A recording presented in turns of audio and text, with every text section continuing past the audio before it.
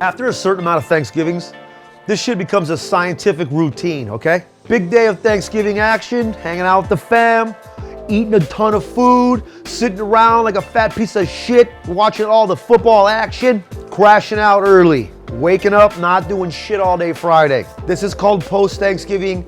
It's like a paradox in between when you have to be back to work, all the activities are over, but you ain't got shit going on. You just sit here and catch it up, binge watching some shit, you know what I mean? Alarm, that's my alarm. That's what time it is.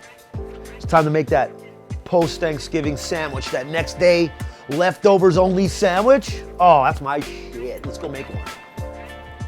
Look, this episode isn't scientific, all right? This isn't gonna be a groundbreaking episode. This is what this is.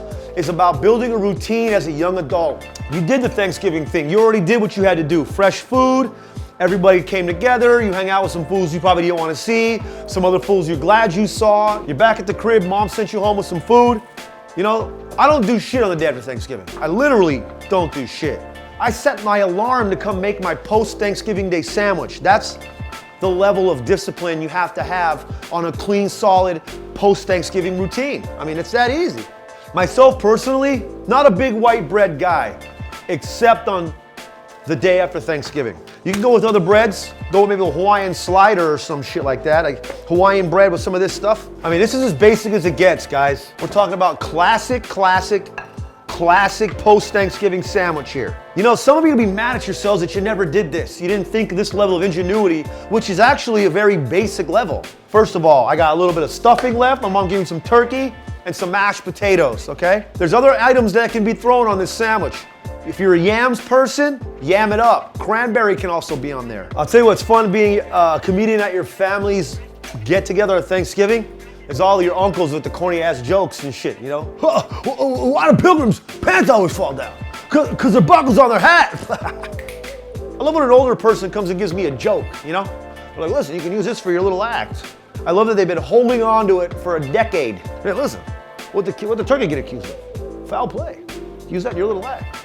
If they do this after the joke and they point, that's old, dude. They're old, dude. That's old. That's the way they used to fucking crack jokes at holidays back in the day.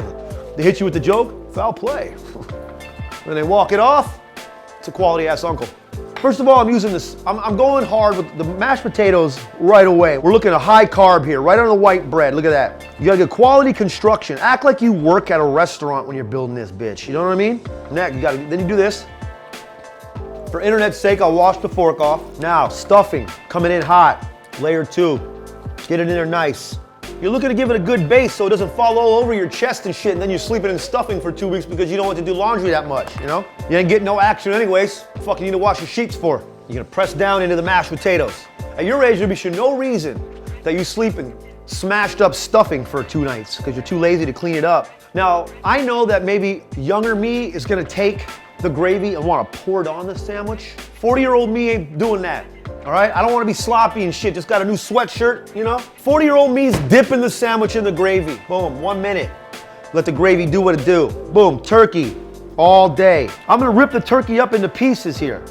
That way when you're taking bites out, you're not like ripping and then the bread's coming and then everything's coming, but then you got half the turkey and the turkey sandwich gets all fucked up. You want to break it into pieces. I'm gonna set my alarm for 10 p.m. too. Gonna give me another one.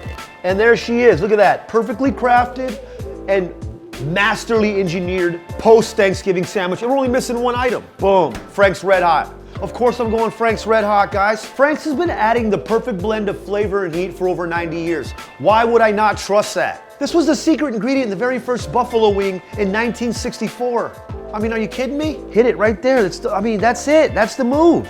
When a sauce is using a premium blend of aged cayenne peppers for that perfect kick of heat and the right amount of flavor, I'm not second guessing it. Look at that. Boom, give it the push down. Give it the diagonal cut. Look at that. 12-year-old you right here doing work. Perfect sandwich, boom. Hot gravy coming out. And that's how we do it, dude. I know there's a lot of suckers out there in line right now waiting to get a TV for $300 off. Fuck that noise. I'll sit in my bed eating this delicious ass sandwich, ordering my shit off of Amazon or something. Hell no, I'm not gonna go wait in no line, no cold ass weather. That's this episode of $20 Chef. We're not trying to be groundbreaking here, we're just trying to have a clean, solid system. I'm using the perfect amount of ingredients because these are the ingredients that are there every year. See you guys next episode, man. The lazier the berry, the sweeter the juice.